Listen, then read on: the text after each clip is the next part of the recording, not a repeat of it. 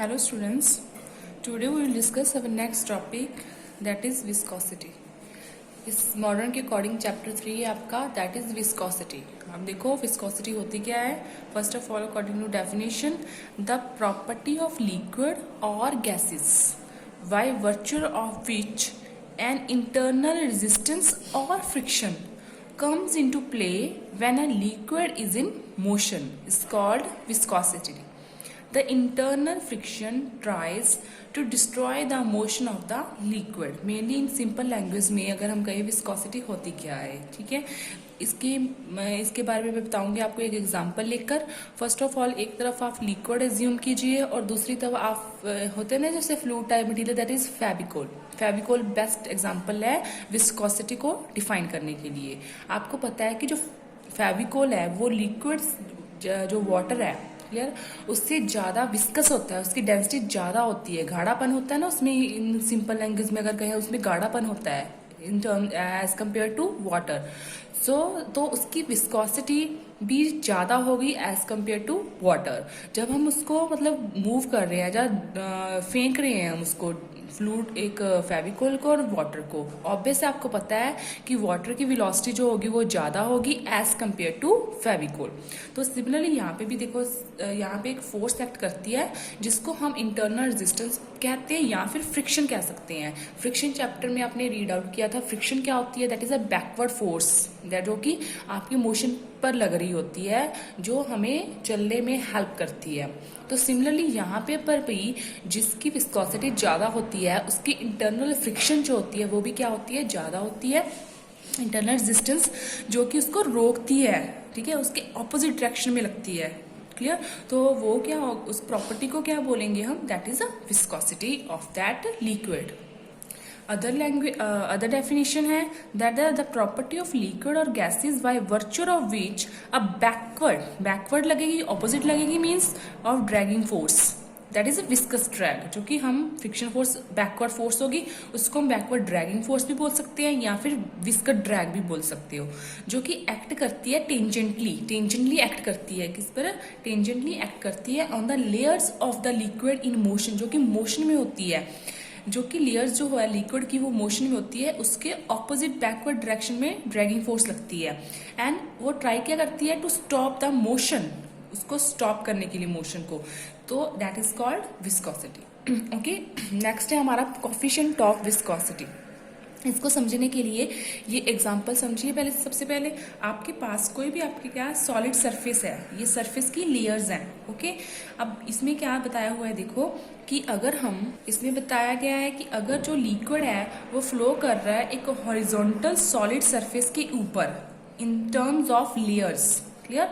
तो क्या होता है कि जो लोअर लेयर की वेलोसिटी होती है as compare to upper layer, जो सरफेस की लेयर होती है उससे बहुत क्या होती है? कम होती है हमारे पास. ठीक है, जो सरफेस पे होती है उसकी वेलोसिटी ज्यादा होती है. इसीलिए जब भी हम किसी भी लिक्विड को या फ्लूइड को जब इसका सोल्यूशन को पोर करते हैं किसी और कंटेनर में, तो जो ऊपर वाला सरफेस होता है वो सबसे पहले और इजिली पोर हो जाता है दूसरे कंटेनर में. ओके, तो इसमें वही दिखाया हुआ है कि अगर आपके पास कोई भी लिक्विड है अगर सॉलिड सरफेस के ऊपर इसकी लेयर्स की फॉर्म में फ्लो कर रहा है वो, तो जो अपर सरफेस है सरफेस लेयर है उसकी जो वेलोसिटी होगी वो ज्यादा होगी as compare to lower surface.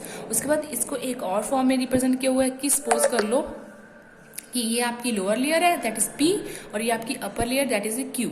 तो इन दोनों के कंटेक्ट में एक फोर्स लग रही है that is called dragging force कह सकते हो, या फिर हम इंटरनल रेजिस्टेंस जो फ्रिक्शन फोर्स है जो ऑपोजिट लग रही है इन दोनों के लेयर के बीच में. तो इसकी वेलोसिटी v है, ऑब्वियस अपर लेयर की ज्यादा है. कितनी ज्यादा है? सपोज कर लो dv ज्यादा है. इसकी पोजीशन देखो, इसकी पोजीशन सपोज x है, इस फ्रॉम सरफेस से देख रहे हैं तो इसकी हमारी कुछ चेंज आ गया that is x plus dx. Okay, तो अब यहाँ पे देखो जो आपकी वेलोसिटी है वो चेंज हो रही है विद रिस्पेक्ट टू x. जैसे जैसे उसकी पोजीशन चेंज हो रही है, लेयर्स की पोजीशन चेंज हो रही है, तो वेलोसिटी हमारी क्या हो रही है? चेंज हो रही है. That is dv by dx. इसको हम क्या बोलेंगे? That is a velocity gradient. जो वेलोसिटी है वो चेंज हो रही है, किसके विद रिस्पेक्ट चेंज हो रही है? पोजीशन के ऑफ द लेयर. क्योंकि अगर यहाँ पे पोजीशन चेंज हो रही है तो उसकी वेलोसिटी भी क्या हो रही है? चेंज हो रही है. तो हम इसको लिख सकते हैं dv by dx that is called velocity gradient.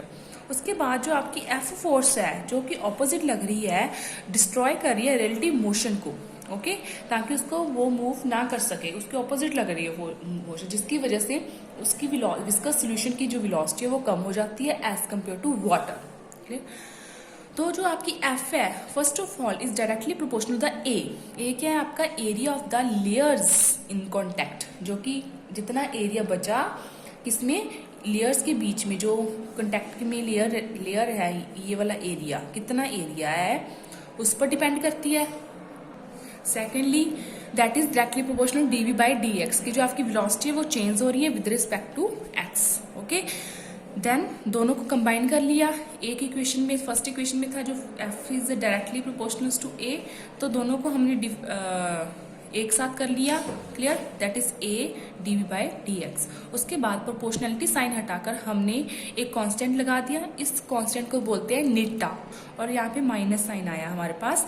Clear? तो नेगेटिव साइन, तो इस नीटा को हम क्या कहते हैं? Coefficient of viscosity. क्लियर? तो हर कांस्टेंट का एक नाम होता है, और यहाँ पे जो कांस्टेंट यूज हुआ है उसका नाम है हमारे पास कोफिशिएंट ऑफ विस्कोसिटी।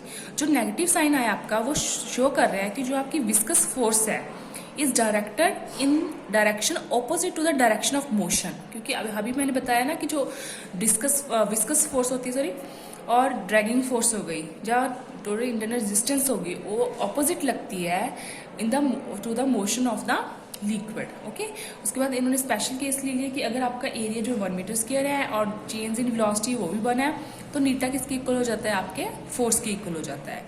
उसके बाद नेक्स्ट यूनिट्स आ गई इन सीजीएस, जो नीटा की यूनिट है दैट इज पॉइस, ये आपको लर्न करनी पड़ेगी। 1 poise is equals to 1 dyne per centimetre square और is equals to 1 gram per centimetre पर सेकेंड, और एसआई में इसकी यूनिट होती है आपकी पास्कल सेकंड, और इसको हम पॉइसली भी बोल सकते हैं, जिसको डिनोट करते हैं पीआई से। Clear? So your 1 pascal second जहाँ पर poiseuille is equals to 1 newton per metre square second के, और इक्वल टू 1 kg। ये एसआई में यूनिट्स आ जाती हैं, ये सीजीएस में आ जाती हैं। सीजीएस में जैसे फोर्स की यूनिट होती है डाइन, और जो भी डिस्टेंस है उसकी होती है सेंटीमीटर में लेते हैं हम। सिमिलरली एसआई में जो फोर्स की होती है वो न्यूटन होती है, और इसकी हम डिस्टेंस की मीटर्स में ले लेते हैं। उसके बाद नेक्स्ट है 1 पास्कल सेकंड और 1 पॉइसली इज इक्वल्स टू, ये आपका एसआई में और सीजीएस में रिलेशन हो गया, इंपॉर्टेंट है आपका, दैट इज 1 पास्कल सेकंड और 1 poiseuille is equals to 10 poise के इक्वल है। उसके बाद आफ्टर दिस कैलकुलेशन कोफिशिएंट और डायमेंशंस आ गई, that is M L 1 minus 1 T minus 1, ये आपकी डायमेंशंस आ गई of the for the coefficient of viscosity. उसके बाद नेक्स्ट है हमारा that is Stokes law.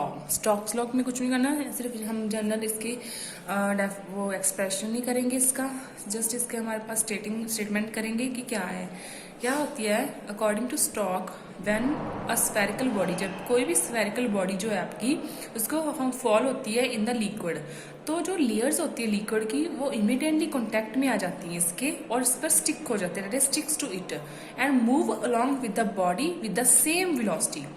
The layer next to it has a lesser velocity, the next still lesser and so on. Clear? Means जो भी layer होती है इस body के नेक्स्ट, ये स्पेशली किसके लिए स्टोक्स लॉ है? Specially for the spherical body, okay. तो जो लेयर्स की वेलोसिटी होती है वो जैसे जैसे दूर जाती जाती है उसकी वेलोसिटी क्या होती है? कम होती जाती है, ये आपको ऑलरेडी बता चुकी है पहले। While the layer at the considerable distance from the body remain at rest, mean वो वाली लेयर जो उससे ज़्यादा डिस्टेंस पर चली जाती है उसकी जो वेलोसिटी होती है वो रेस्ट पे चली जाती है, ठीक है। वेलोसिटी बहुत कम हो जाती है, इमीडिएटली एट रेस्ट पे हो जाती है वो तो उसकी जो रिलेटिव मोशन है, तो एक बैकवर्ड फोर्स जो लग रही होती है, सो बैकवर्ड फोर्स जो है that dragging force is set up which oppose the motion of the body. This backward dragging force called the viscous force. As the body falls, its velocity goes on increasing, and likewise the viscous force on the body become equal to the weight of the body. Then the body moves with the constant velocity, और उस velocity को क्या बोलते हैं हम? Terminal velocity। इसमें simple language में क्या कहा गया है कि जब एक स्फेरिकल बॉडी जो है आपकी वो लिक्विड में हम फॉल करते हैं तो उसकी जो लेयर्स हैं उसके साथ स्टिक हो जाती हैं और उसके साथ मूव करने लग जाती हैं, ठीक है। जैसे जैसे जो लेयर्स हैं वो बॉडी से दूर जाती जाती हैं उसकी वेलोसिटी कम होती जा रही है। क्लियर? तो जो जो लिक्विड जो है वो बॉडी के ऊपर, स्फेरिकल बॉडी के ऊपर एक विस्कस फोर्स लगा रहा है, ड्रैगिंग फोर्स लगा रहा है, क्लियर, जो कि उसके ऑपोजिट है। और इक्वल टू द, जैसे जैसे उसका मोशन की वेलोसिटी इंक्रीज होती जाएगी वैसे वैसे उसके जो हमारे पास ड्रैगिंग फोर्स है उसके ऑपोजिट वो भी क्या होती है, इंक्रीज होती जाएगी।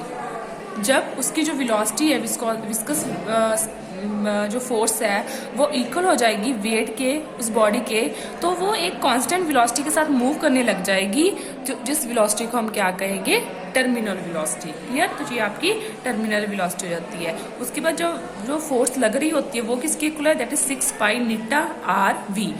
6 पाई कांस्टेंट है, नीटा आपके पास क्या है, कोफिशिएंट ऑफ विस्कोसिटी, कि जो लिक्विड हम ले रहे हैं उसकी विस्कोसिटी कितनी है, कोफिशिएंट।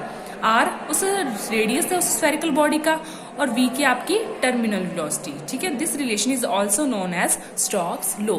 ठीक है, तो ये आपका हो गया ये stop to Stokes law. Clear, okay, अगर कोई भी डाउट हो पूछ सकते हो। Okay, thank you.